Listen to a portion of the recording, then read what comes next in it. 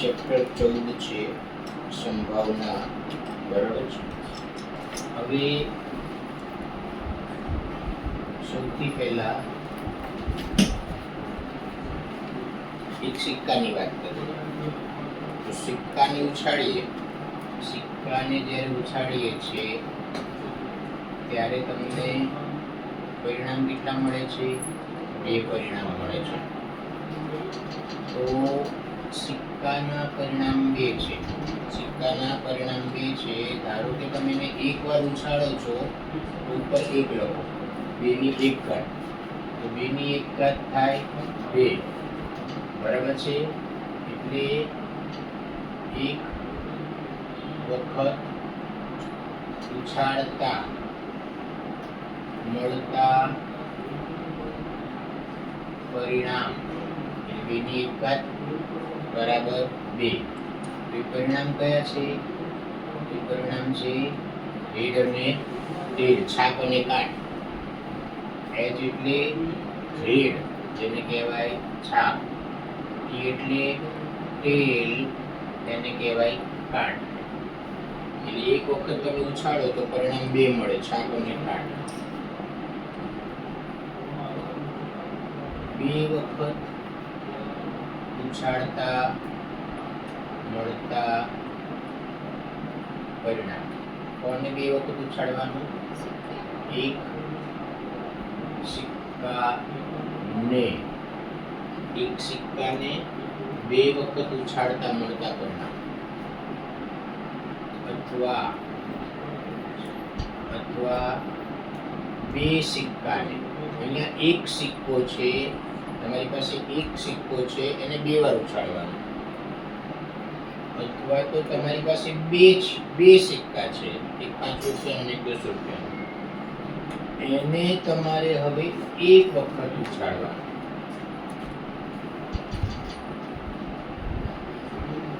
મળતા પરિણામ તો 2 ની 2 ઘાત, સિક્કામાં છાપ અને કાંટ આવે એટલે અહીંયા 2 લખ્યો, અહીંયા 2 ઉપર 2 એટલા માટે લખ્યો કારણ કે એને તમે 2 વખત ઉછાળો છો, અથવા તો 2 સિક્કાને 1 વાર ઉછાળો છો, એટલે અહીંયા 2 વખતની વાત છે કે ઉપર વર્ગ આવ્યો, તો 2 નો વર્ગ થાય 4, 2 નો વર્ગ થાય 4, એટલે તમને 4 પરિણામ મળે, બરાબર છે। હવે 4 પરિણામ કયા મળે એ તમે સમજી લો। તમારા બંને હાથમાં સિક્કા છે, તમારા બંને હાથમાં સિક્કા છે, 5 રૂપિયાનો સિક્કો છે, 10 રૂપિયાનો સિક્કો છે, તમે બંનેને ફેંકો, તમે બંને સિક્કાને ફેંકશો તો એવું બને કે બંને સિક્કામાં હેડ આવે, 5 રૂપિયાના સિક્કામાં છાપ આવે, 10 રૂપિયાના સિક્કામાં પણ છાપ આવે, એવું બની શકે, થાય જ એવું નથી કહેતો, બની શકે, શક્યતા એવું બની શકે કે 5 રૂપિયા અને 10 રૂપિયાના બંને સિક્કામાં કાંટ આવે, ટી, બંને સિક્કામાં કાંટ આવે, એવું બની શકે કે પહેલા સિક્કામાં છાપ હોય, 5 રૂપિયાના સિક્કામાં છાપ હોય તો 10 રૂપિયાના સિક્કામાં કાંટ હોય, તો બની શકે, બરાબર છે। એમથી રિવર્સ પરિસ્થિતિ, 5 રૂપિયાના સિક્કામાં કાંટ હોય અને 10 રૂપિયાના સિક્કામાં છાપ હોય, તો ટોટલ 1 2 3 4 પરિણામ થયા, બરાબર છે। હવે ત્રીજી વાત, એક સિક્કાને 3 વખત, એક સિક્કાને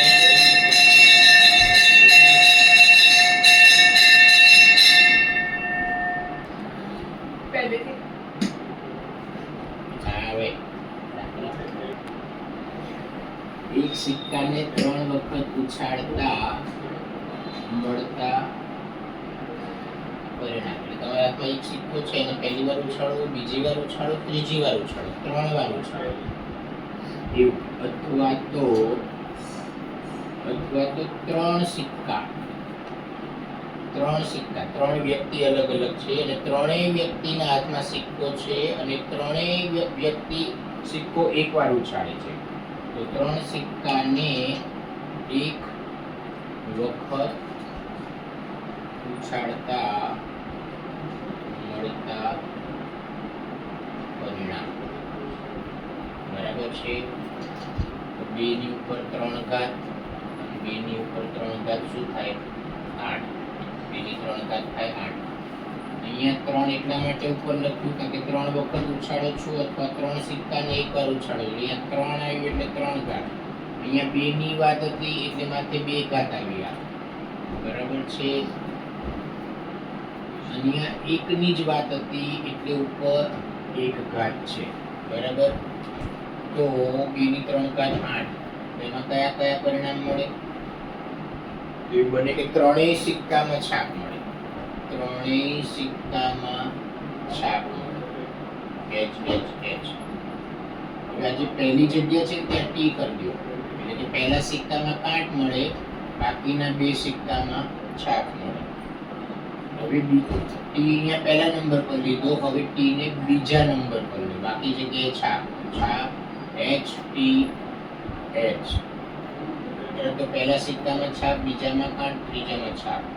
અહીંયા પહેલા નંબર પર ટી છે, અહીંયા બીજા નંબર પર ટી છે, હવે ત્રીજા નંબર પર ટી. એટલે પહેલા 2 સિક્કામાં પહેલી 2 વારમાં છાપ આવે અને ત્રીજી વારમાં કાંટ આવે. આ 4 પરિણામ થયા.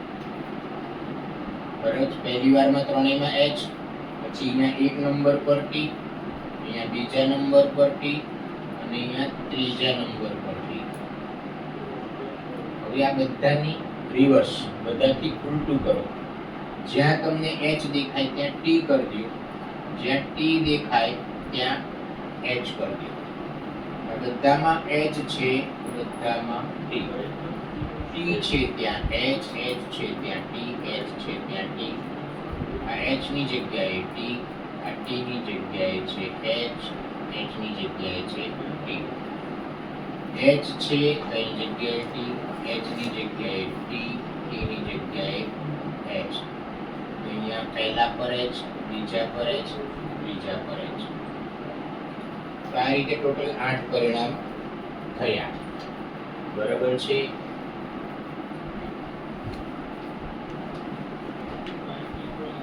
હવે વાત કરીએ પાસો, જેને ડાઇસ કહીએ છીએ ઇંગ્લિશમાં આપણે. તો પાસા પર કેટલા પરિણામ હોય? 6. કયા કયા? તો પાસાને ઉછાળો તો એમાં એના પર 1 2 3 4 5 6 આ 6 પરિણામ આવતા હોય છે પાસા પર. હવે પાસાને એક પાસાને એક વખત ઉછાળતા મળતા પરિણામ. પાસાના પરિણામ 6. એને તમે એક વાર ઉછાળો છો તો ઉપર 1 લખાય, તો 6 ની 1 ઘાત એટલે 6. એટલે 6 પરિણામ મળશે. બરાબર છે.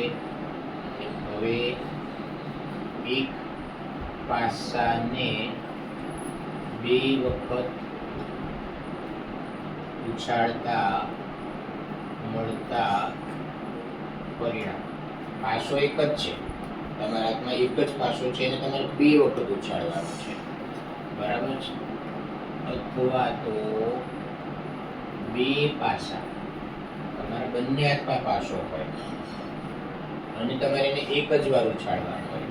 તો 2 પાસાને એક વખત ઉછાળતા મળતા પરિણામ. તો પાસાના પરિણામ 6, પણ તમે એને 2 વાર ઉછાળો છો એટલે ઉપર લખાય 2 ઘાત. પાસાને 2 વાર ઉછાળો છો અથવા 2 પાસાને 1 વાર ઉછાળો છો એટલે ઉપર વર્ગ આવ્યો. તો 6 નો વર્ગ શું થાય? 36. 6 નો વર્ગ 36 એટલે તમને 36 પરિણામ મળે. બરાબર છે. એ 36 પરિણામ કયા? તો બંને પાસા પર 1 આવે એવું બને, બંને પાસા પર 1 1 આવે એવું બને. પહેલા પાસા પર 1 આવે અને બીજા પાસા પર 2 આવે એવું પણ થઈ શકે. પહેલા પાસા પર 1 આવે અને બીજા પાસા પર 3 આવે. પહેલા પાસા પર 1, બીજા પાસા પર 4. પહેલા પાસા પર 1, બીજા પાસા પર 5. પહેલા પાસા પર 1, બીજા પાસા પર 6. આવું થઈ શકે. થાય જ એવું નથી કે થઈ શકે. આવા પરિણામ તમને મળી શકે. હવે બીજું, પહેલા પાસા પર 2 આવે અને બીજા પાસા પર 1. પહેલા પાસા પર 2, બીજા પાસા પર 2. 2 2 2 3 2 4 2 5 અને 2 6. એ રીતે પહેલા પાસા પર 3, બીજા પાસા પર 1. પહેલા પાસા પર 3, બીજા પાસા પર 2. પહેલા પાસા પર 3, બીજા પાસા પર 3. પહેલા પર 3, બીજા પર 4.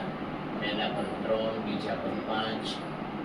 3 6 થયું. એ જ રીતે 4 1 4 2 4 3 4 4 4 5 4 6. એ રીતે 5 1 5 2 5 3 5 4 5 5 5 6. એ રીતે 6 1 6 2 6 3 6 4 6 5 6 6. આ રીતે ટોટલ 6 ગુણ્યા 6 એટલે 36. ટોટલ 36 પરિણામ થયા. બરાબર છે. હવે આગળ જોતા દાખલામાં આના રિલેટેડ બધી વસ્તુ આવશે એટલે એ વખતે આપણે ત્યારે સમજીશું. બરાબર છે. આ મેઇન કોન્સેપ્ટ છે.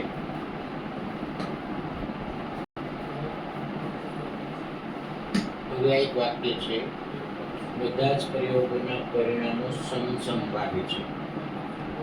બધા જ પ્રયોગોના પરિણામો સમસંભાવી છે. સમસંભાવી એટલે એ પરિણામ આવવાની, એ પ્રયોગના પરિણામ આવવાની શક્યતા દરેક વખતે કેવી છે? ઇક્વલ છે. ઇક્વલ. દાખલા તરીકે તમને આ વાક્યનો મતલબ સમજાવું ઉદાહરણથી.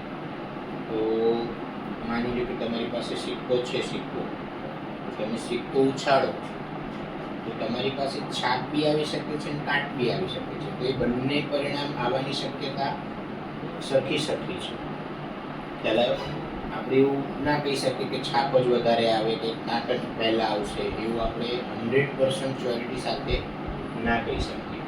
બીજું ઉદાહરણ જે છે કે તમારી પાસે ડાઈસ છે. ડાઈસ એટલે કે પાસો છે.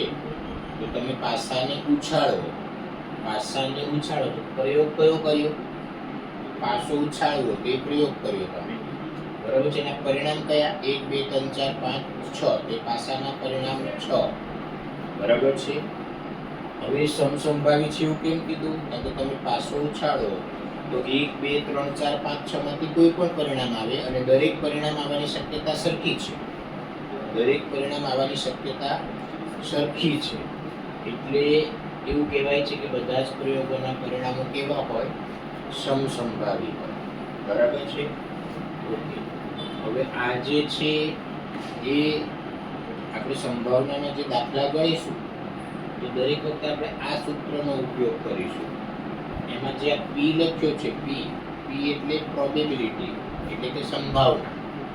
સંભાવના માટેનો સંકેત છે. P મતલબ પ્રોબેબિલિટી એટલે કે સંભાવના. અને કૌંસમાં જે લખ્યું છે ને E, એક ઘટનાનું નામ છે. જે ઘટના ઉદ્ભવે એનું નામ છે. એટલે કે તમારે જેની સંભાવના શોધવાની હોય ને એ ઘટના. હું તમને પૂછું કે પાસાને ઉછાળો અને એના પર 6 આવે તેની સંભાવના કેટલી? તો પાસાને ઉછાળતા 6 આવે. તો 6 આવે એ 6 એક પરિણામ છે. 6 એક ઘટના છે. તો આ E છે, એ શું છે? પરિણામ 6 મળે એ E થયો. બરાબર છે. હું તમને એમ કહું કે તમારી પાસે સિક્કો છે. સિક્કાને તમે એકવાર ઉછાળો છો, એક સિક્કાને એકવાર ઉછાળો છો અને એના પર કાંટ આવે તો કઈ ઘટના બની? કાંટ આવે એ ઘટના બની. આ E એટલે શું? કાંટ આવે. બરાબર છે. ઓકે. તો P એટલે સંભાવના, કૌંસની અંદર જે લખ્યું છે ઘટનાનું નામ છે, અહીંયા ઈ ની જગ્યાએ capital A, capital B, capital C, capital D એવું બધું લખાતું હોય છે અને શક્ય પરિણામ ઉપર અને કુલ પરિણામ નીચે. બરાબર છે?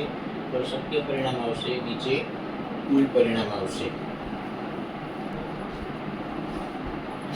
હવે આ એક ખાસ યાદ રાખજો, એક માર્કમાં ક્યારેક ક્યારેક પૂછાઈ જાય છે. સંભાવનાની વ્યાખ્યા કોણે આપી? સંભાવનાની વ્યાખ્યા કોણે આપી? તો પિયર સિમોન લાપ્લાસે આપી. એક માર્ક માટે પિયર સિમોન લાપ્લાસે સંભાવનાની વ્યાખ્યા આપી. પછી ઉદાહરણ 1 છે, સિક્કાને એકવાર ઉછાળવામાં આવે, સિક્કાને એકવાર ઉછાળવામાં આવે ત્યારે છાપ મળવાની સંભાવના શોધો અને કાટ મળવાની સંભાવના શોધો. તો સિક્કાને તમે એકવાર ઉછાળો, સિક્કાને એકવાર ઉછાળો, પરિણામ કયા મળે?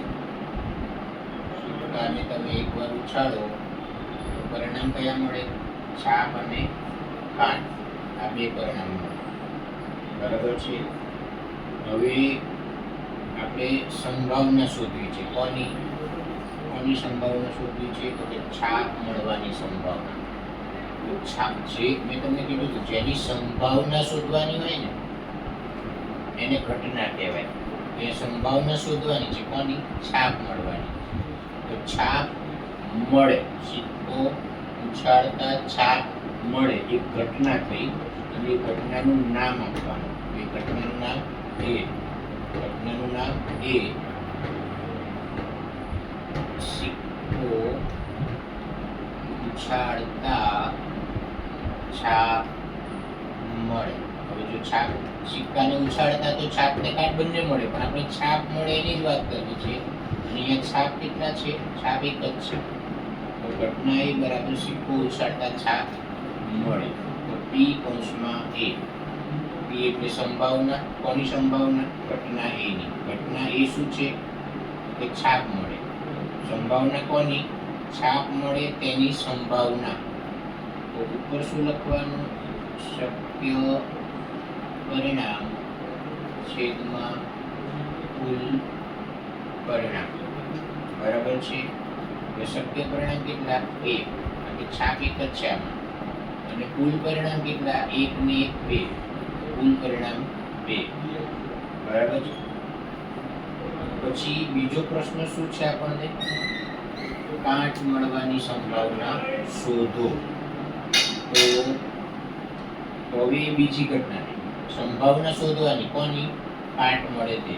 એ જે કાટ મળે એ બીજી ઘટના. તો ઘટના B, સિક્કો ઉછાળતા કાટ મળે. સિક્કો ઉછાળતા કાટ મળે. કાટ કેટલા છે? એક જ કાટ મળે. P કૌંસમાં B, B એટલે સંભાવના, B એટલે ઘટના, ઘટના B ઉદ્ભવે તેની સંભાવના. તો પહેલા સૂત્ર લખવાનું, શક્ય પરિણામ છેદમાં કુલ પરિણામ. હવે કાટ તો એક જ વાર છે, એટલે શક્ય પરિણામ 1 અને કુલ પરિણામ કેટલા છે? અહીંયા 2. બરાબર છે? તો આ જવાબ. ઉદાહરણ 2 છે, એની અંદર એવું કહે છે કે એક થેલામાં લાલ, ભૂરો અને પીળો એમ 3 સમાન કદના. ઉદાહરણ 2 છે, એમ એવું કહે છે કે એક થેલામાં લાલ, ભૂરો અને પીળો એવા 3 દડા છે. સમાન કદના 3 દડા છે.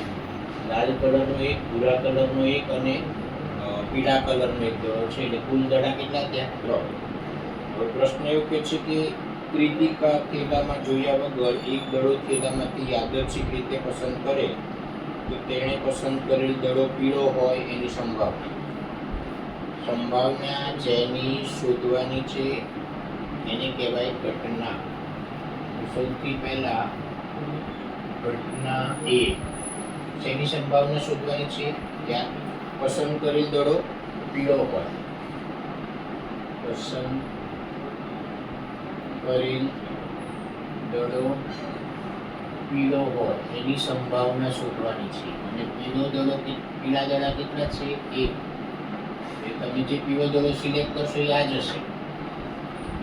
પછી સંભાવના એટલે P કની ઘટના A ની P of A ઉપર આવશે શક્ય પરિણામ, નીચે આવશે કુલ પરિણામ. બરાબર છે. તો શક્ય પરિણામ કયા? 1 અને કુલ પરિણામ કેટલા? 3. કુલ પરિણામ 3. કેમ? કે 3 દડા છે. કુલ 3 દડા છે તો 3 દડામાંથી કોઈ દડો બહાર આવશે એટલે કુલ પરિણામ 3 છે. જે દડો બહાર આવશે એ દડો કયો હોય? પીળો. અને પીળા દડા કેટલા છે? 1. એટલે તમે જે સિલેક્ટ કરશો પીળો દડો એ આ જ હશે એટલે ઉપર 1 આવ્યો. પછી એમાં બીજો પ્રશ્ન છે કે પસંદ કરેલ દડો લાલ હોય. પસંદ કરેલ દડો લાલ હોય તો ઘટના B પસંદ કરેલ દડો લાલ હોય. અને લાલ દડા કેટલા? લાલ દડો 1 જ છે એટલે આ જ પસંદ થશે. આ જે દડો હશે ને એ જ નીકળશે પેલામાંથી P of B. આ B ઘટના એની સંભાવના. ઉપર શું આવશે? શક્ય પરિણામ. નીચે શું આવશે? કુલ પરિણામ. શક્ય પરિણામ 1 અને કુલ પરિણામ 3. ત્રીજો પ્રશ્ન છે પસંદ કરેલ દડો ભૂરો હોય. પસંદ કરેલ દડો ભૂરો હોય અને ભૂરા દડા કેટલા છે? 1 છે. તો P કૌંસમાં C એટલે શક્ય પરિણામ છેદમાં કુલ પરિણામ. તો ભૂરો દડો તો 1 જ છે અને કુલ દડા તમારી પાસે 3 છે એટલે સંભાવના થઈ 1/3.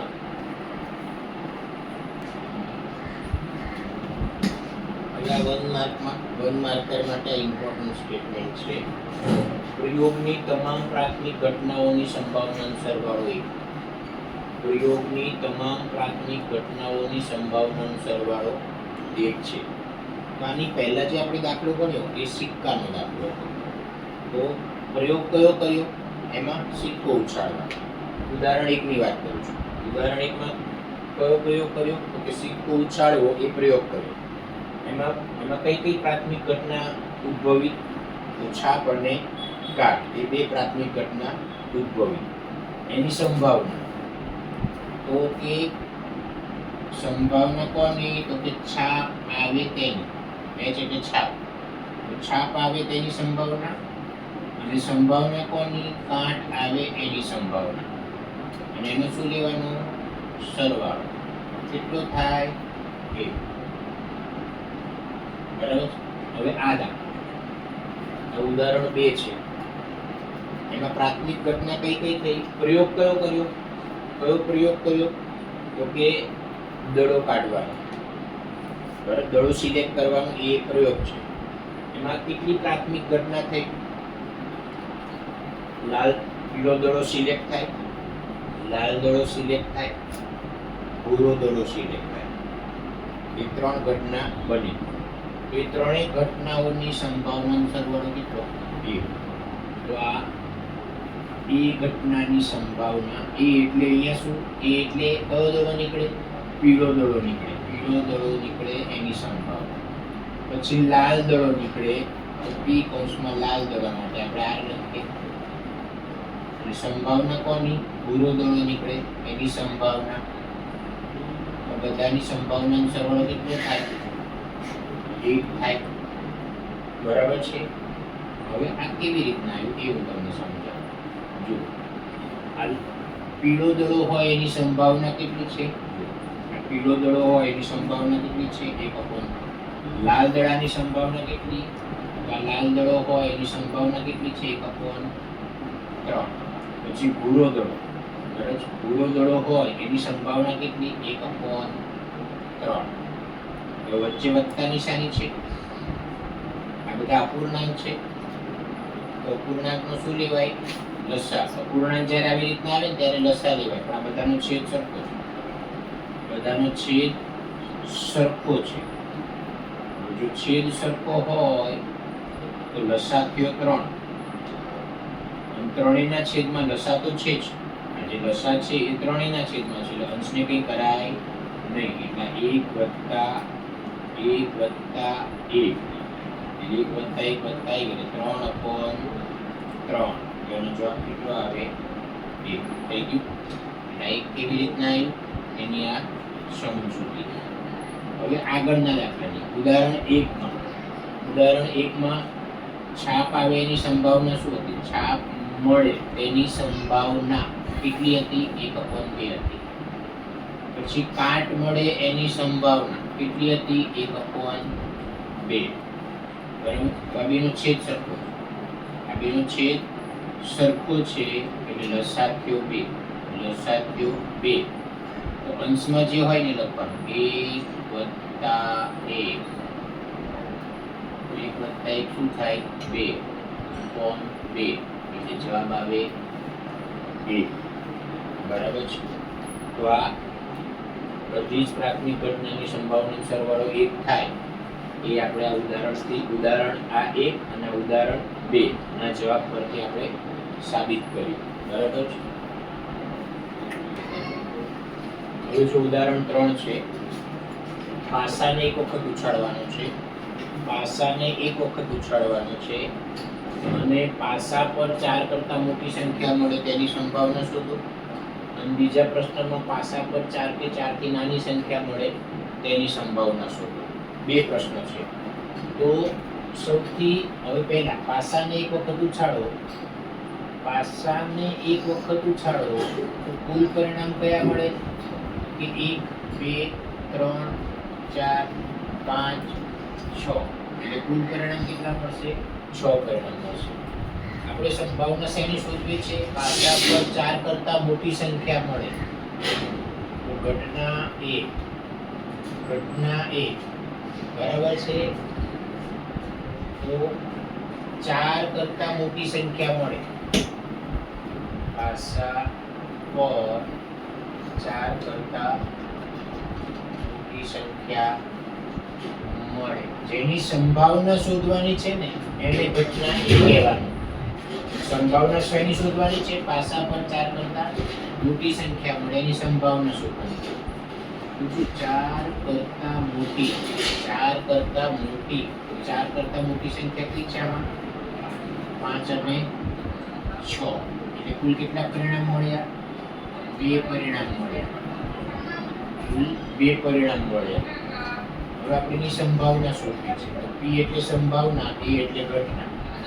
તો ઘટના એની સંભાવના સૂત્ર છે શક્ય પરિણામ છેદમાં કુલ પરિણામ. બરાબર છે. અહીંયા કેટલા પરિણામ મળ્યા? 2 પરિણામ. કયા પરિણામ મળે છે એ નથી જોવાનું. અહીંયા આગળ કેટલા પરિણામ આવે છે એ લખવાનું. કયા પરિણામ આવે છે નથી લખવાનું. તો 2 પરિણામ મળે છે અને કુલ પરિણામ કેટલા છે? કુલ પરિણામ 6. હવે છેદ ઉડાડો. 2 એકા 2, 2 તરી 6 એટલે 1/3. પછી બીજો પ્રશ્ન છે, પાસા પર 4 કે 4 થી નાની સંખ્યા મળે તો જેની સંભાવના શોધવાની છે એને કહેવાનું છે ઘટના B. પાસા પર 4 કે 4 થી નાની સંખ્યા મળે. 4 કે 4 થી નાની સંખ્યા મળે.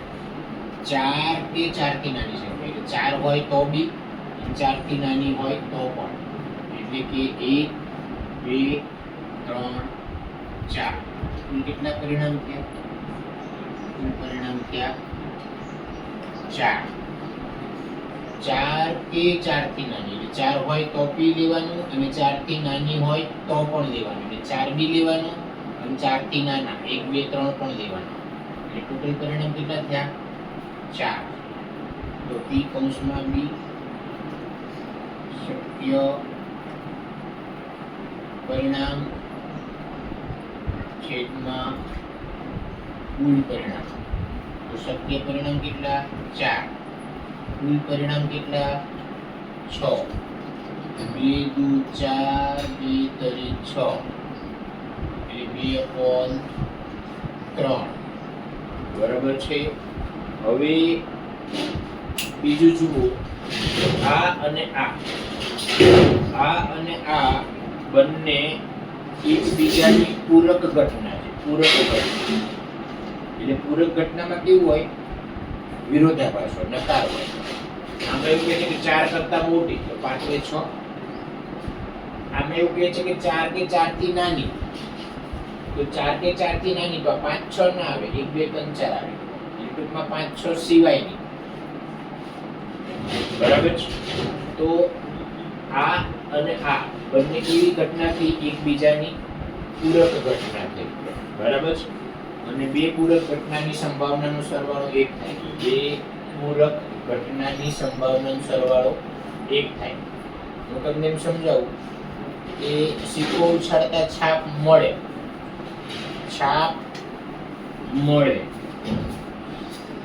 બરાબર છે. એની પૂરક ઘટનાથી છાપ મળે એની પૂરક ઘટના કઈ? એનું નકાર વાક્ય. આનું નકાર વાક્ય છાપ ના મળે. બરાબર છે. એને બીજી રીતે, અને આ જ વાક્યને મારે બીજી રીતે લખવું હોય તો છાપ ના મળે એનો મતલબ એમ કે પાઠ મળે. બરાબર છે. તો આ અને આ બંને કઈ ઘટના થઈ? પૂરક ઘટના. બરાબર છે. હવે માની લ્યો કે પાછો ઉછાળતા 6 મળે. પાછો ઉછાળતા 6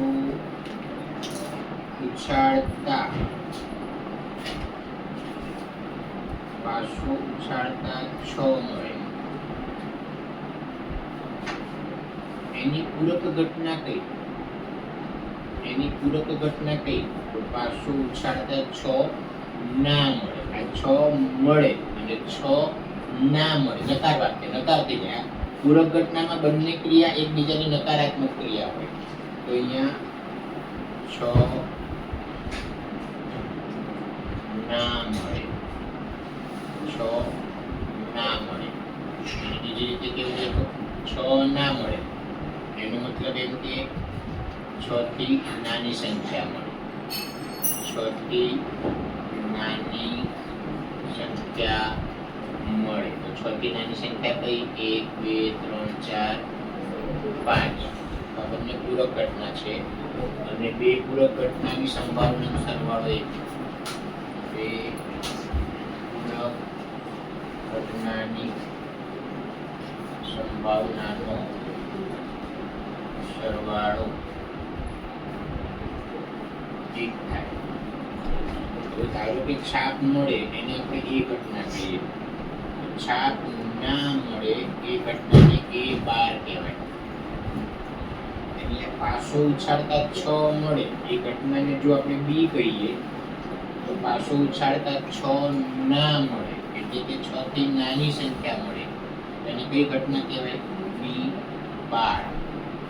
તો A અને A12 પૂરક ઘટના, B અને B12 પૂરક ઘટના, A અને A12 કઈ ઘટના થઈ? પૂરક ઘટના. B અને B12 કઈ ઘટના થઈ? પૂરક ઘટના. અહીંયા શું કહેવાય? બે પૂરક ઘટનાની સંભાવનાનો સરવાળો 1. તો સંભાવના એટલે P ઘટના A અને A12 એની પૂરક ઘટના એની સંભાવના એનો સરવાળો 1. એ રીતે B ઘટનાની સંભાવના અને B12 એટલે કે B ની પૂરક ઘટના એની સંભાવના એનો સરવાળો 1. આ નિયમ છે.